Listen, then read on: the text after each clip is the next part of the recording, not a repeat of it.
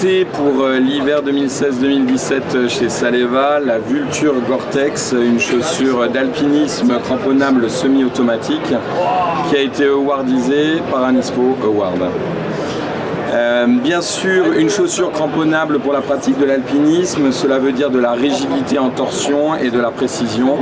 Avec l'utilisation du crampon, il va falloir pouvoir mettre tout le poids à l'avant de la chaussure, même cramponné en cascade de glace ou en randonnée glaciaire.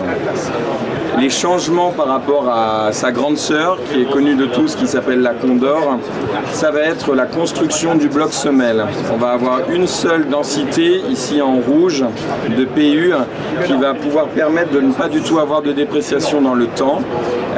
La densité restera la même au fur et à mesure de l'utilisation.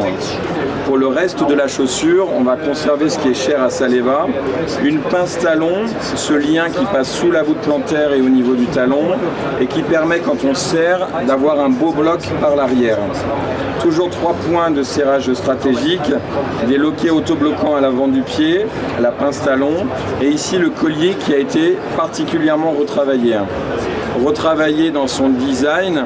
On voit qu'on a un mélange de croûte de cuir ainsi que d'ortholite qui est une mousse à mémoire de forme pour avoir un débattement par l'arrière important.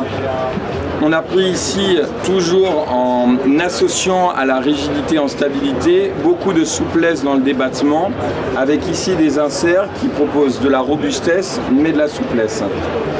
Dernière chose, on est sur l'empeigne sur un cuir pleine fleur Perwanger qui va donner déjà une bonne isolation thermique associée avec un Gore-Tex Performance Confort. Dernière chose, la double semelle de propreté à l'intérieur qui va pouvoir permettre de personnaliser le chausson.